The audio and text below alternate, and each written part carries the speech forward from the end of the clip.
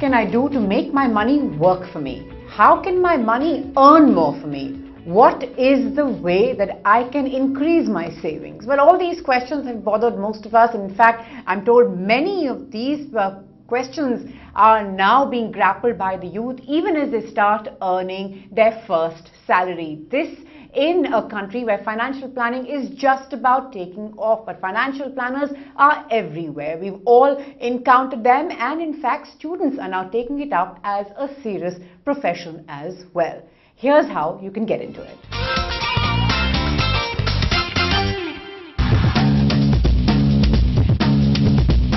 Wall Street, NYSE, Dalal Street, BSE, numbers, graphs, shares, futures, options, blue chip, mid cap, small cap, risk analysis, investment planning, retirement planning, financial planning. Welcome to the world of finance. We all want to invest wisely and see our money grow, and that's where a financial planner or advisor steps in.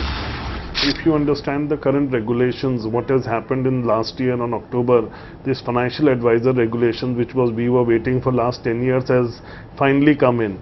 Now that person has to clearly tell whether he's an advisor or a distributor.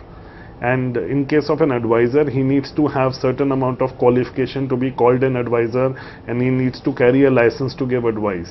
And one of the components of that is financial planning regulations, and CFP is like the topmost icon for that. Crunch, analyze, process numbers you may, but if you're looking at a career in financial planning and want people to take your proficiency with money matters any more seriously, you should look at acquiring a CFP certification awarded by FPSB.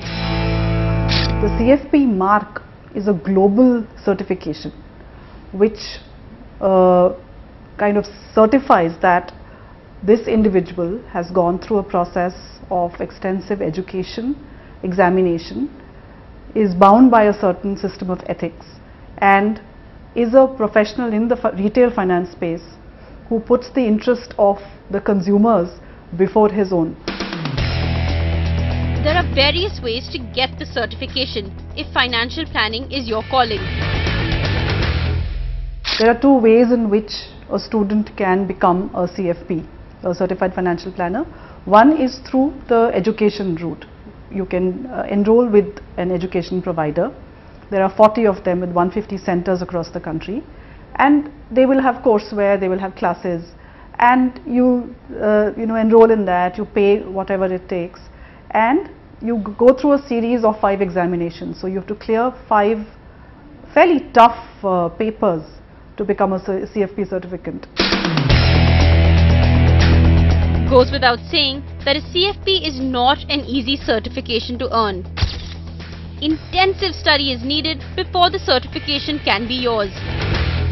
Modules in CFP, which includes Introduction to Financial Planning, which is about basic simple mathematics about finance, because as you talk about finance, number crunching is one of the first things that comes to the mind. Then coming on to risk analysis and insurance planning. And insurance is an integral part. While we are managing the client's portfolio, we need to tell them, educate them how they can plan their finances better and manage their risk.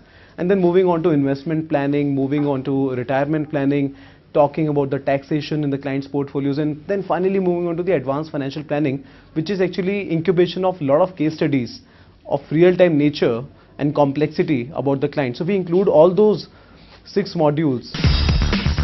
But what if you're already working in the industry and want to take up an advisory role, or want to add to your impressive list of certifications? There must be a quicker way to get the certification. There is something else called a challenge status, where finance professionals, so there could be that there is a chartered accountant, a person who's done a CFA, or simply a finance postgraduate, who believe that this certification would help them in their work, whether it is financial planning or simply doing, being a professional in the financial sector. For them, there is a challenge status where they can fast track their process of becoming a certificate because they would have the 3 years experience. Skirting taxation, insurance, retirement and estate planning, a career in financial planning requires not just the understanding of various such fields, but also requires one to be good with people. Two things, some of the things which are really important, including the trust that the financial planner commands from the client, and secondly the technical competence. Both play a very important role, because as we talk about managing somebody's money, it is required that somebody can believe in you, in your advisory. So if you can prove that you have the ability to make money for and earn for your clients, they may never be a looking back. In New Delhi with camera person AJ Joseph and Abhishek Singh, Kriti Mathur for NDTV. Right, so what does it take to get into this course? We're going to get into that with our expert Mahesh Sharma in just a bit. But let's just hear from some students who are pursuing this course on what they find challenging and what is the most exciting thing about becoming a financial planner, or at least studying to become one. We are at International College of Financial Planning, and we are joined by a bunch of students who are studying two different financial planning courses: Postgraduate Diploma in Financial Planning or PGDFP and MBA Financial Planning. Let's hear it from them. What is it that they're studying and what are their future plans? So, what are you studying? Yeah, hi. I'm studying MBA and it is a 2-year integrated program in which after first year we'll be given the diploma of the financial planning. Your reasoning behind going for MBA in Financial Planning? Because I wanted to make a career in banking and BFSI industry, which is banking and financial services industry, and so the demand of the BFSI industry is the typical depth knowledge of finance and financial planning itself. What about you? Are you really interested in earning a CFP eventually, or you would rather start working? See, in the initial stage I wasn't. Being from a business family, studying was the last thing on our agenda. It was just, how to expand your work and everything. Then one day I had a talk with Mr. Bajaj, and he, briefed out the course to me and the details and stuff about it. So I was like, may as well just give it a try. So I thought may as well, do my PGDFP and MBA first, and alongside that, if it interests me, I'll do CFP along with that. So is it interesting you as of now? As of now, yes. Okay. I hope it does in the future as well, but as of now, the current modules which we guys have done, that does interest me. We also have someone with us who has cleared 3 modules of CFP certification. Let's hear it from him. How difficult was it or how easy it was for him? आपने 3 modules clear कर लिए हैं CFP के, तो आपके हिसाब से, और आपने college exams भी दिए ही होंगे, तो आपके हिसाब से ज़्यादा difference है difficulty level में या लगभग एक ही level की difficulty है? College exams तो easy है, बट जो CFP का लेवल है वो काफ़ी टफ है, मींस जिसके न्यूमेरिकल्स ज़्यादा स्ट्रॉन्ग नहीं होंगे, at least 60% of the paper numericals. Modules clear किया? मैंने investment planning, retirement planning and insurance planning 3 module clear किए हैं। You wanna have your own practice or you wanna join a firm and work with them? Well, starting with my career, like eventually I'll obviously do the freelancing part. Work with a firm Yeah. on some experience and then After, maybe... yes. Yeah, after that I'll do freelancing. But the experts in the field suggest that you should not wait for a job. So definitely, like for now I'm looking for the placements for that part only. Like the companies have started coming and we are appearing for the interviews and all. So like for 3-4 years I'll work as an employee. I'll obviously learn as much as possible, and because that gives you a base. All of you enjoy number crunching way too much and would rather just stick to financial planning than look at anything else. Best of luck to all of you in your endeavor to earn a CFP certification. Thank you so much for talking to us. Right, and as promised now, Mahesh with us to take all your queries. You've got several of them coming in. Mahesh, first, of course, this is a field that's sort of just about opening up. Like you were talking earlier that, my investments in sort of post office schemes or fixed deposit were perhaps the only options I had earlier. Now, wherever you look, whether it's, magazines, TV, radio, etc., ads on mutual funds are everywhere. So the market's opening up. But as you're saying, slowly but surely. It still hasn't opened up. We are still a very saving nation which focuses on investments which are safe, but never beats inflation. So it's invariably fixed deposits or at best postal national savings certificates. That is where majority of India still saves. But with the inflation galloping at 8-9%, that won't work. So unless we change the way we look at money and how fungible it is and where it can earn you the maximum returns, you're not making it work for you. Right. And financial planning is the way to go. But India still hasn't opened up to financial planning. You know, we As in a third person who sort of comes in Yes, and and says looks at this your is money. right, Yes. looks at your money Yes. and tells you how which is where how you should to go, improve it, right? is you're not even open to it.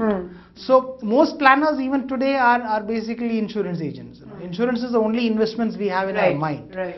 And कुछ हो गया तो कुछ हो गया तो उतना ही है. Right. Beyond that, what is a mutual fund? Not more than 0.5% of the country invests in mutual funds. You know, stock markets are invest people in about 4% of the total savers have a certain investments in stock markets.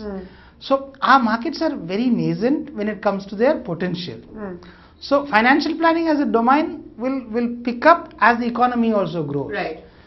Like mutual funds were not heard of before 1991, before liberalization. There was only UTI. Now they're everywhere, right. Now they're everywhere. Right. At least they're visible. Right. And financial planning as a domain is exceptionally important because at each stage of your life, your financial goals are different. Your needs are different. Right. So an expert comes in and tells you what is an ideal combination of saving products for you. Right, so you're saying in your 20s, 30s, 40s, so on and so forth, your Precisely. needs are changing. Yes. Perhaps as you grow older, you want to do more for your health or, Yeah. you know, and Precisely. right. You might have a house buying goal, you Right. have children's goal. Right.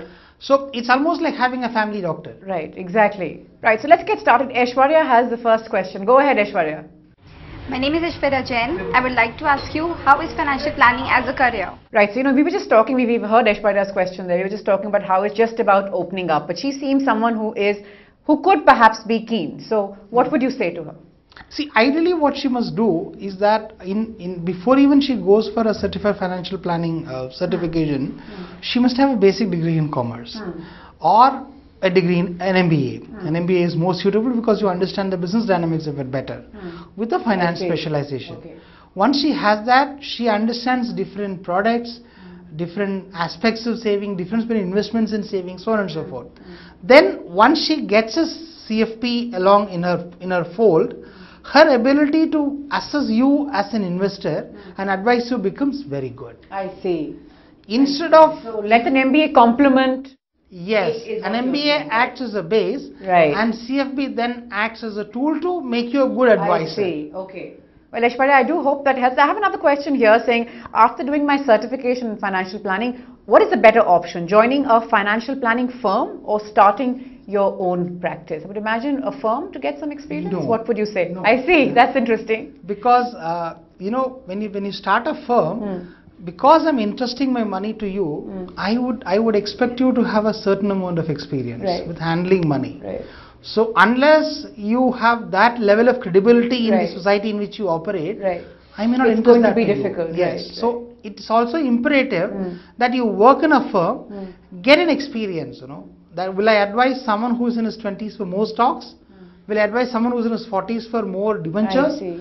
Are questions which you do by trial and error. Correct. Spread over 10, 12 years. Right. Once you do that, you will have built up And a then- ocean of contacts. Right. Of clients who will have the faith in you over 5, 10 years. So the trust factor again, because there's money Matters a involved, lot. the trust Matters factor a lot. being very key, Yes. and you know, perhaps that's an important thing to keep in mind. Get that experience, work with the big names, work with the big guys. There are of course so many big guns now in this field. You can take your pick, and like Mahesh saying, the sector just about opening up. So that of course should help. Ananya has the next question. Let's hear from Ananya.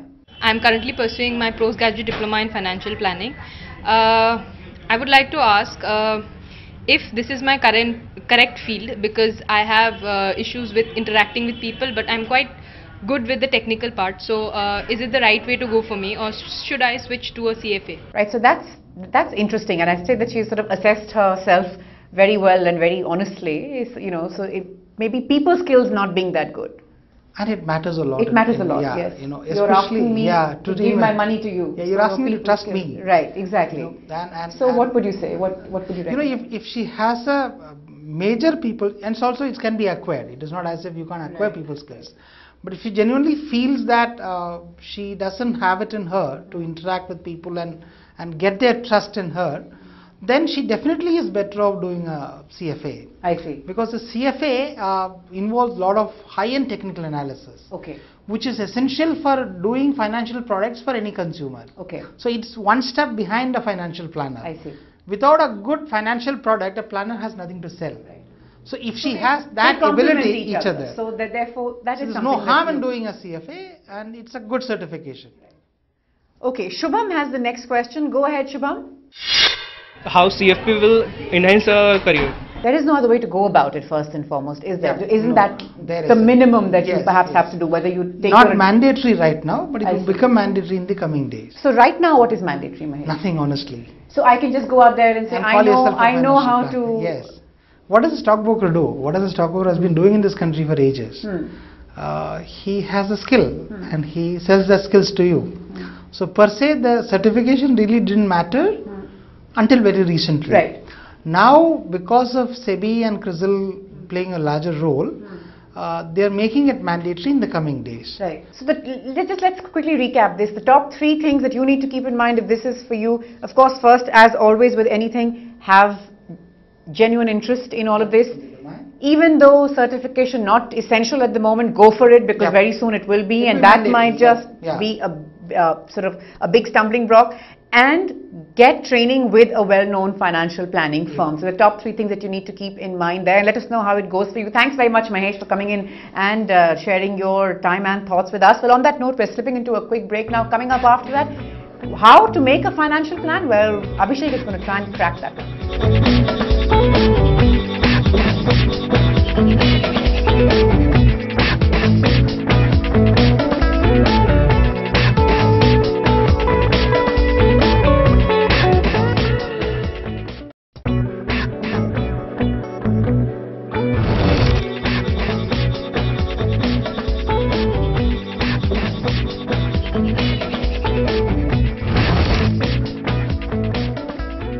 Welcome back. So what does it take to draw up a good financial plan? We've just discussed that your age, of course, is one thing that could determine how your financial needs change.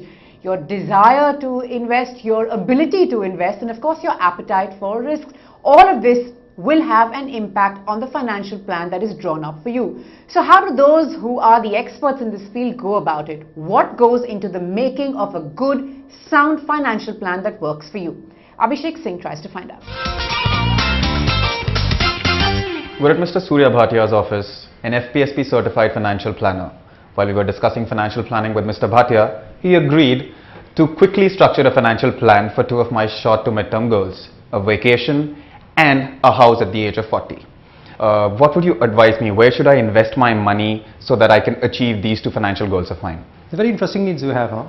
At your age, you want to plan for a house 15 years down the line. Kudos to you, huh? But coming to your first, the earnest need which you have of going for the vacation at your age, we need to have some numbers overhead, if I can just justify that. Okay, so for example, if I can say put aside 20 grand every month. So, and how much will you want to spend on that holiday of yours? Say about 1.5 lakhs. So out of this 20,000, which is not bad, you can actually try to save around 4,000 rupees a month, which goes into the saving for creating a corpus for your vacation. This goal or this need of yours, we typically bracket as a luxury goal. If you do that, this entitles me to ask you to invest this money in a higher risk asset class. Let's say equity for a minute. So you use mutual funds as a route, put equities as your monthly investments through the SIPs route, systematic investment plans, and start investing through those. Right. The flip side, let's talk about that also for a minute. Now, if you do investments in equities, you could have 3 scenarios. Let's say I target an X amount of percentage as expected return. Assuming you are able to match it, it's easy. Spend your money, have a nice holiday. If you are not able to achieve your holiday, assuming let's say you want to go to Singapore, I'm taking an example over here. I'm saying you don't go to Singapore. You end up going to maybe Goa. You will kill me for it. No, vis-a-vis Singapore, but that's still you can take it. Okay. Now the other side, the last one, if you are able to overachieve this, you may want to go to US. The idea is you will still be able to achieve your need without hampering your purpose behind it. Right. That's what we categorize ourselves as luxury needs. Okay. Coming to the more serious need of yours, which is the housing. Now, as the housing, assuming this is the first house of yours, you can correct me if I'm wrong. Yes, it is. The first house Gonna of be yours. my first house. So, first house we always categorize as a very, very safe need, and it's a very sacrosanct need for you. You want to achieve it come what may. Let me put it this way. Yes. But because you have the luxury of 15 years with you, you're 25 and you want to have it in 40 years, so you can look at buying a house. But the only catch is you need to be consistent and serious about this saving. Right. Mr. Bhatia, tell me something. What kind of instrument should I be investing my money in? Because as far as my house is concerned, I wouldn't want to lose that money no matter what. So where should I invest my money? For the vacations, I just told you, you should look at equity. Okay. Because that's the call of the day.